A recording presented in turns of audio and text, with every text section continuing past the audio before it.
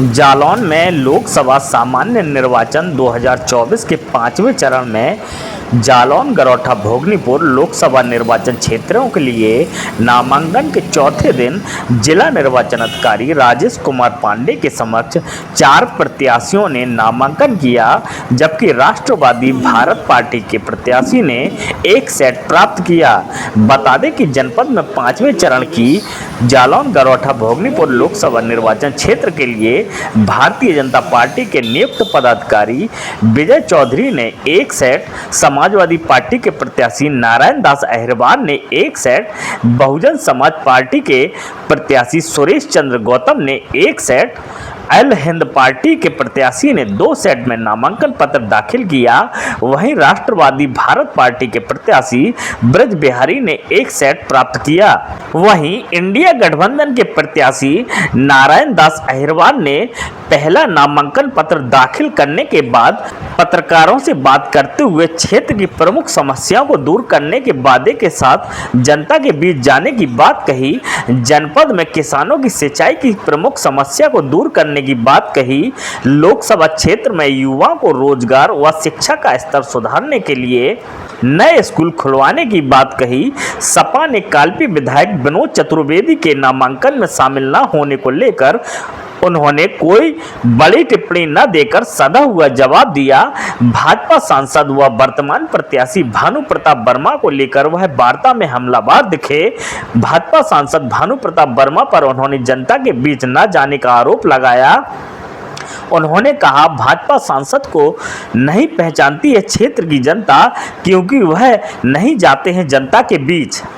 वहीं नामांकन प्रक्रिया के दौरान भारतीय जनता पार्टी में हाल ही में शामिल हुए पूर्व पालिका अध्यक्ष विजय चौधरी पर पार्टी ने खुलकर भरोसा जताया है, जिसकी वानगी बुधवार को देखने को मिली, जब पूर्व पालिका अध्यक्ष विजय चौधरी हाथों में पर्चा थामे कलेक्ट्रेट पहुंचे। विजय ने बीजेपी प्रत्याशी भानु प्रताप वर्मा के मुख्य प्रस्तावक के रूप में उनका पर्चा दाखिल किया। बताते चलें कि बीजेपी प्रत्याशी भानु प्रताप वर्मा ने बीते दिनों अपना पर्चा दाखिल किया था। 1 सीट दाखिल करने के बाद बुधवार को दूसरा व मुख्य सीट पूर्व पालिका अध्यक्ष विजय चौधरी ने दाखिल किया।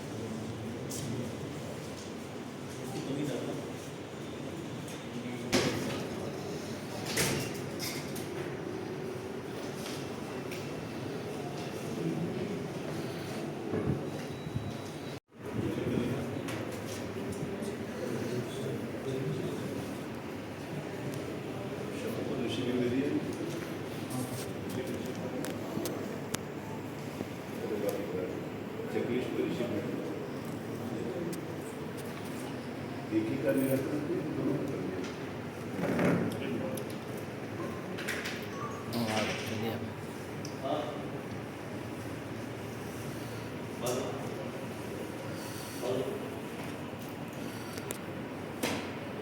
दाखिल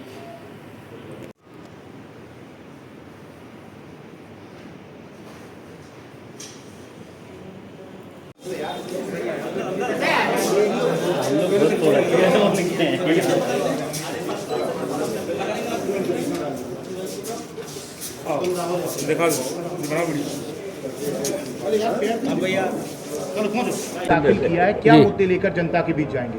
जी, आज हमारे जनपद में जो हम लोगों ने अपना नामांकन दाखिल किया है और हम जो भारतीय जनता पार्टी ने तमाम वादे करके जनता के बीच में एक भी वादा पूरा नहीं किया है, उन्हीं को लेकर के हम जनता के बीच में जाएंगे। कौन से मुद्दे हैं जालौन के लिए जो ज़्यादा ज्वलंत हैं? जालौन के लिए तो मुद्दे ही मुद्दे हैं। यहाँ पे जो महंगाई, भ्रष्टाचार, दुनिया का तमाम सिंचाई के साधन नहीं है, महंगाई फैली हुई है, भ्रष्टाचार बड़ी मात्रा में फैला हुआ है, लोग परेशान हैं, अन्ना जानवर घूम रहे हैं, किसानों की बड़ी भारी समस्याएं हैं। उन सभी समस्याओं को लेकर हम जो है जनता के बीच जाएंगे और जनता को अपनी बात को रखेंगे। कोई प्रमुख मुद्दा है? जी, प्रमुखता से कौन सा मुद्दा?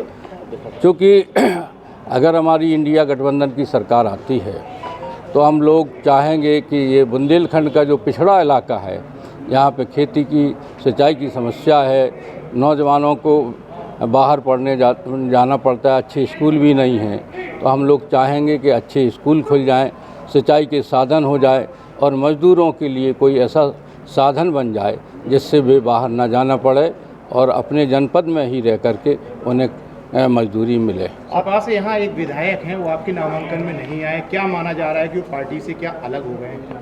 नहीं, अभी इसके बारे में हमें कोई जानकारी भी नहीं है, जो उन्हीं से आप पूछना कि आपके जो साथी प्रत्याशी हैं उनका कहना है कि गठबंधन को लंबे अंतर से हार मिलेगी, इसको लेकर क्या कहना है?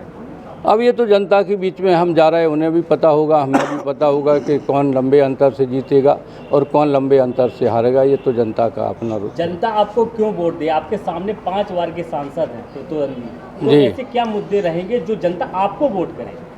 क्योंकि अब सभी लोग जान रहे हैं कि जनता की जो समस्याएं हैं, जैसे अब जो भारतीय जनता पार्टी 2014 में वादे सरकार बनाई, जो वादे लेकर आई थी कि हम 15-15 लाख रुपया जमा करेंगे, महंगाई कम करेंगे और आपको रोजगार देंगे, तमाम मुद्दों को लेकर के, लेकिन आज तक भारतीय जनता पार्टी ने कोई भी मुद्दा पूरा। प्रतिद्वंदी जनपद के सांसद हैं, जनपद के मुद्दे बताइए।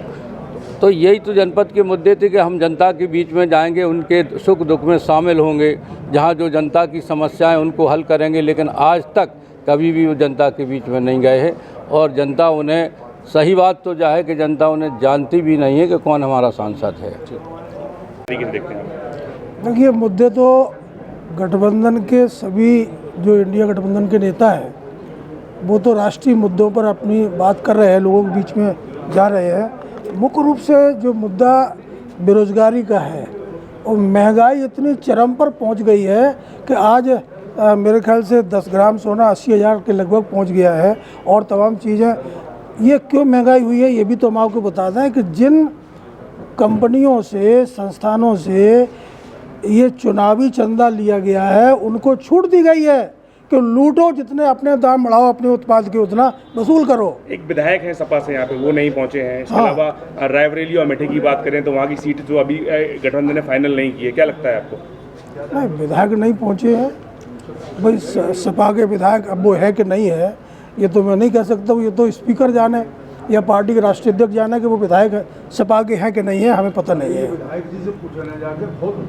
अमेठी और रायबरेली की सीट गठबंधन ने अभी तक तय नहीं कर पाई, बल्कि ये राष्ट्रीय अध्यक्ष का काम है, हमारा नहीं है, ये वही बता सकते हैं। आप लोगों ने आज तक इन विधायकों से पूछा कि इनकी विधायक निधि कहाँ खर्च हुई है? सांसद से पूछा कि इतने दिन सांसद होते हुए भी इनने अपनी सांसद निधि कहाँ खर्च की है? ये सांसद निधि और विधायक निधि जनता के गाढ़े खून की कमाई का पैसा है।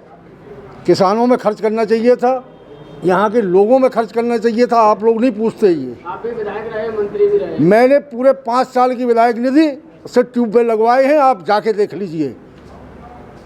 एक भी ट्यूबवेल, एक भी विधायक निधि हमने कहीं खर्च नहीं की है, सिर्फ किसानों के लिए की है और दावे के साथ और डंके के साथ। आपका काम इतना मजबूत था तो गठबंधन में आने की जरूरत क्या पड़ी? क्यों?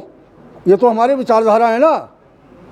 मजबूत काम तो चुनाव में दिखाई देगा ना, जनता के बीच में दिखाई देगा।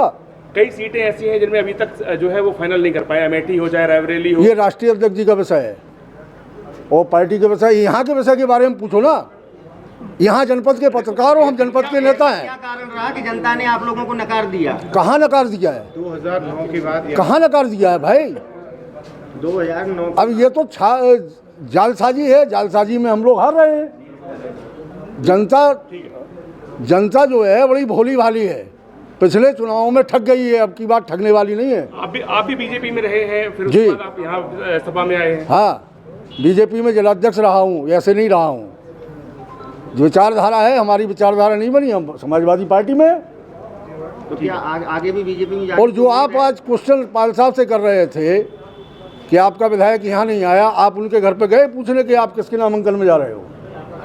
जाना चाहिए आप लोगों को चढ़ के। जिम्मेदारी आपके प्रत्याशी नहीं, हमारी प्रत्याशी की नहीं है, वो उनके अंतरात्मा की आवाज़ है। जहाँ जहाँ जनता और समाजवादी पार्टी ने उनको नेता बनाया है। आप जब विधायक थे, वो मंत्री थे, तब आप ब्राह्मणों का प्रतिनिधित्व? नहीं, हम जनता का प्रतिनिधित्व करते थे। जिस क्षेत्र से हम विधायक थे, सबसे ज्यादा SC ST? नहीं, कतई नहीं, बिल्कुल गलत। आप बताओ ना, आप बताओ, एक नाम बताओ उस कार्यकाल में SC ST अगर अन्याय हुआ है और उसके खिलाफ हुआ हो तो अलग बात। गलत SC ST एक्ट बताओ कहाँ हुआ है? अरे बताओ ना, हमें एक बताओ। आप पत्रकार हो, चले जाना।